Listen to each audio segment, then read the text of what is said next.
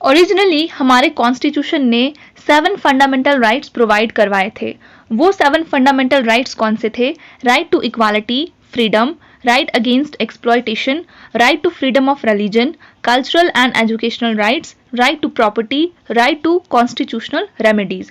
और इनके आर्टिकल्स भी आगे मेंशन है, आपको इनको लर्न करना ही पड़ेगा कि इनमें से कौन से आर्टिकल का कौन सा राइट है। ऐसे क्वेश्चंस पूछे जाते हैं।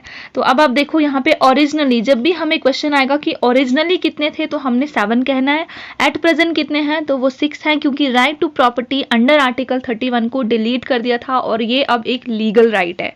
ठीक है, तो however right to property was deleted. कब डिलीट किया था? 44th अमेंडमेंट एक्ट ऑफ 1978 में, और ये एक लीगल राइट है अब under article 300A in part 12 of the constitution. So at present कितने हैं? ओनली 6 फंडामेंटल राइट्स हैं। तो ये चीज़ आपको याद रखनी है, कौन सा अमेंडमेंट एक्ट था और अब ये कौन से आर्टिकल में आता है, कौन से पार्ट में आता है, ये इंपॉर्टेंट है। और 44th कॉन्स्टिट्यूशनल अमेंडमेंट एक्ट और 42nd में क्या डिफरेंस था? 42nd कॉन्स्टिट्यूशनल अमेंडमेंट एक्ट को मिनी कॉन्स्टिट्यूशन कहा जाता है और ये 1976 का था। ठीक है, चलिए अब हम कुछ फीचर्स देखेंगे हमारे फंडामेंटल राइट्स के क्या फीचर्स हैं। देखो, कुछ तो इनमें से सिर्फ हमारे इंडियन सिटीजन्स के लिए अवेलेबल है, लेकिन कुछ जो हैं वो सिटीजन्स के लिए भी हैं, फॉरेनर्स के लिए भी है, legal person like corporation company सबको अवेलेबल। सेकेंड है इसमें कि ये वाले जो राइट्स हैं फंडामेंटल राइट्स, ये एब्सोल्यूट नहीं होते हैं, ये क्वालिफाइड है। इसका मतलब है कि स्टेट जो है इस पर रीजनेबल रिस्ट्रिक्शंस इम्पोज कर सकती है, और ये रीजनेबल रिस्ट्रिक्शंस कौन सी होगी ये कौन डिसाइड करेगा? ये कोर्ट्स डिसाइड करेंगे। थर्ड इंपॉर्टेंट फीचर है कि all of them are available against the arbitrary action of the state. हमें जो फंडामेंटल राइट्स प्रोवाइड किए गए हैं ये इसलिए किए गए हैं कि जो हमारी स्टेट है वो डेस्पोटिक ना हो जाए, वो टायरेंट ना हो जाए, और ह्यूमंस के जो बेसिक राइट्स है वो उनसे ना छीन ले। However, some of them available against the action of private individuals also. State के साथ साथ ये कुछ जो राइट्स हैं ये अगेंस्ट प्राइवेट इंडिविजुअल भी हैं। अगर कोई प्राइवेट इंडिविजुअल भी, जैसे कि कॉर्पोरेशन या कंपनी वगैरह भी अगर आपके फंडामेंटल राइट्स का हनन करती है, वायलेट करती है, तो उसके अगेंस्ट भी आपको जस्टिस मिल सकता है इन द सुप्रीम कोर्ट, जो हम आर्टिकल 32 पढ़ेंगे आगे। फोर्थ इंपॉर्टेंट फीचर है इसमें कि इनमें से कुछ जो राइट है वो नेगेटिव है कैरेक्टर में, मतलब कि ये लिमिटेशन प्लेस करते हैं on the authority of state. कुछ जो हैं वो पॉजिटिव हैं, ये कुछ लोगों को प्रिविलेज प्रोवाइड करते हैं। फिफ्थ इंपॉर्टेंट फीचर है कि ये जस्टिशिएबल है। इट मीन्स कि अगर आपके राइट्स को कोई वायलेट कर रहा है तो आप कोर्ट जा सकते हो for the enforcement of your fundamental rights. Sixth है कि इनको सुप्रीम कोर्ट खुद डिफेंड करता है और गारंटी देता है आपके फंडामेंटल राइट्स की कि आपके फंडामेंटल राइट्स को कोई वायलेट नहीं करेगा।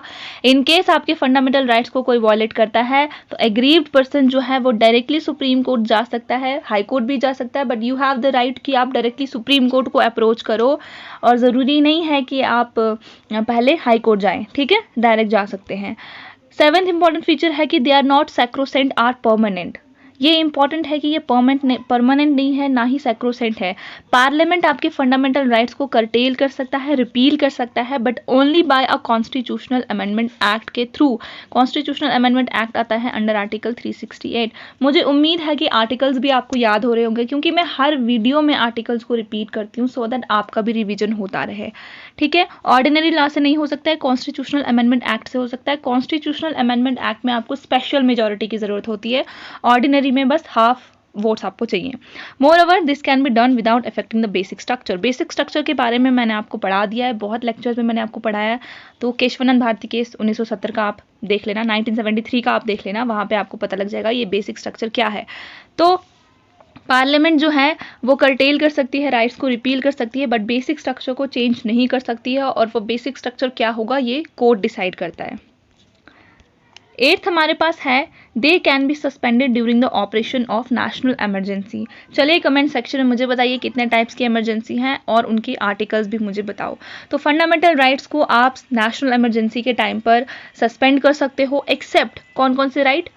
आर्टिकल 20 एंड 21 को नहीं कर सकते हो। ये क्या है हम आगे फंडामेंटल राइट्स को डिटेल में पढ़ेंगे। फर्दर जो आर्टिकल 19 हमें फ्रीडम प्रोवाइड करता है, 6 फ्रीडम, वो भी सस्पेंड हो सकते हैं ओनली सिर्फ तब जब इमरजेंसी डिक्लेयर की हो कि आपकी लड़ाई हो रही है किसी के साथ या फिर कोई देश आपको एक्सटर्नल एग्रेशन दिखा रहा है, ओनली एट दैट टाइम, उस टाइम पर नहीं जब देश में कुछ लोगों ने हथियार उठा दिया है, आर्म्ड रेबेलियन हो रहा है, इंटरनल इमरजेंसी लग गई है, उस टाइम पर ये वाले राइट्स आपसे नहीं छीन सकते हैं, सिर्फ ground of war and external aggression. 10th important feature क्या है इसका कि जो आर्म्ड फोर्सेज होती हैं, पैरामिलिट्री फोर्सेज होती हैं, पुलिस फोर्सेज होती हैं, इंटेलिजेंस एजेंसीज और जितनी भी ऐसी सर्विसेज होती हैं, उनके पास फंडामेंटल राइट्स नहीं होते हैं। पार्लियामेंट ने अंडर आर्टिकल 33 उनसे ये राइट्स ले लिए हैं। इसीलिए जब भी कोई प्रोटेस्ट होता है, जब भी कोई स्ट्राइक होती है, पुलिस स्ट्राइक पर नहीं बैठ सकती है, पुलिस प्रोटेस्ट नहीं कर सकती है, आर्म्ड फोर्सेस प्रोटेस्ट नहीं कर सकते हैं, क्योंकि अगर जैसे कि फार्म्स प्रोटेस्ट हुआ, CAA के अगेंस्ट प्रोटेस्ट हुआ, अगर पुलिस वाले भी उनके साथ मिल जाएंगे, प्रोटेस्ट करेंगे, तो फिर लॉ एंड ऑर्डर को मेंटेन कौन करेगा? इस वजह से इनके पास जो फंडामेंटल राइट्स है वो इनसे छीन लिए हैं। आर्टिकल 11 पॉइंट नंबर 11 हमारे पास है, इनका जो एप्लीकेशन है ये रिस्ट्रिक्ट हो सकता है जब भी देश में मार्शल लॉ लगेगा या किसी भी पार्ट में मार्शल लॉ लगेगा। इसका मतलब होता है मिलिट्री रूल। कहीं पर भी अगर मिलिट्री रूल लगता है, और ये कब इम्पोज किया जाता है? अगर कभी भी एबनॉर्मल सिचुएशंस हो जाएं तो ऑर्डर, लॉ एंड ऑर्डर को रिस्टोर करने के लिए अंडर आर्टिकल 34 हम मार्शल लॉ को इम्पोज करते हैं, ठीक है। और ये नेशनल इमरजेंसी से डिफरेंट होता है। आपको नेशनल इमरजेंसी और मार्शल लॉ को सेम नहीं समझना है।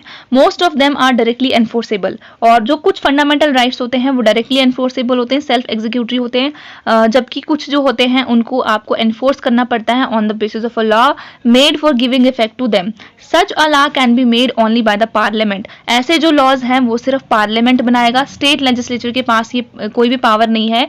आपको याद रखना है, फंडामेंटल राइट्स से रिलेटेड जो भी पावर्स हैं वो पार्लियामेंट के पास है, सो दैट कि पूरे भारत में जितने भी लोगों के पास फंडामेंटल राइट हों वो यूनिफॉर्म हों, वो एक जैसे हों, और ये पावर होती